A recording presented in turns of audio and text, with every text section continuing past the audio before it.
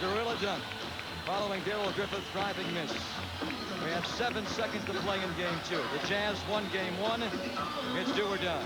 George Karl sends out now. Ben McDonald comes out, not Whitehead. Ben has made a three-pointer at the horn, a 30-footer against Denver to tie. Ben will inbound. Ballard also out there. Short, Floyd. And also, it is Teagle. The Jazz send out. Ivoroni, a big guy. Bailey, Malone.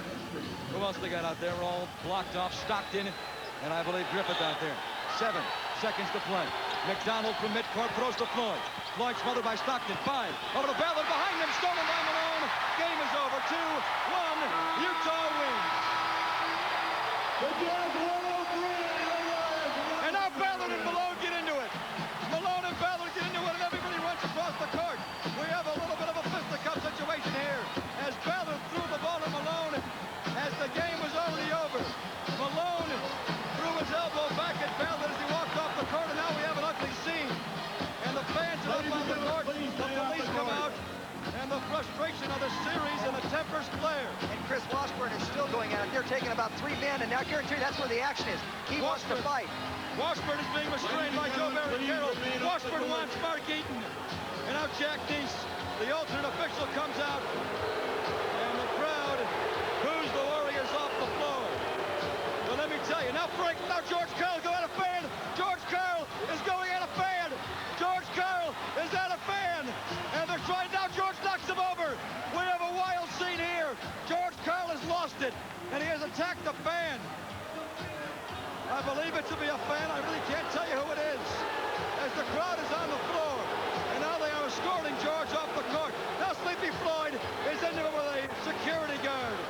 Floyd and Teagle are being escorted off the floor. It's a wild scene, Greg, but it should not happen this way. It was too good a basketball game to end with this kind of fracas. I do not believe in this. I know exactly how it started, and then tempers and your emotions are high. Well, let me tell you, Greg Ballard was the one Warrior who was most concerned about Malone's antics and Malone's showboating it, and I think Malone really got Greg hot at that last sequence. At the buzzer, Greg Ballard came over and hit Malone hard. Then he grabbed his arm. Malone says, "Hey, what are you doing? The game is over." Ballard, was seemingly saying, "No problem, we got control here," and he just held his arm. They walked away. Then Malone threw the ball back to Greg Ballard. That's when Greg Ballard took the baseball pass, threw it right back at Malone's head. All right, we have replays for our television audience here on the simulcast, and we'll take a look at this. The game is over. The Jazz win 103-100. The pass by Floyd to Ballard was behind him. Malone picked it up. Malone went between his legs. Now, right now, the game is over. 2 seconds, 1 second. The game is over. Ballard jumps on Malone late to tie him up. Okay, now they're tied up right there. The game is over. Malone pushes off at Ballard, throws the ball at Ballard. Ballard catches it and throws it back at Malone, and then we got into it. Now, Greg Ballard tied up Malone when the game was over. Now, Greg obviously is frustrated. I think it was a bad play by Greg, a bad decision to tie him up. The zeros were on the board. He got hot, and then they got into it. So they were a little bit both in the wrong, to be honest. Okay, the game is done, and the Jazz have a big 2-zip lead. That is it for our simulcast. Stay tuned to the post-game shows. They can't nearly be as good as the game itself. We'll try and make them for you, though, on both TV and radio. The final score, Utah 103 and the Warriors 100. We have caught our breath. I'm not sure we have it back fully. The Jazz has defeated the Warriors and taken a 2-0 lead. We talked about George Karl. A fan comes after Karl. Larry Miller, the owner of the Jazz in the green shirt. There's the fan with the white shirt. Started talking some stuff with George Karl. And, of course, such an intense, such an emotional basketball game. George Karl lost it. Here comes Chris Mullen. The guy takes a shot at Chris. And the sad part is that a tremendous, tremendous basketball game. A tremendous effort.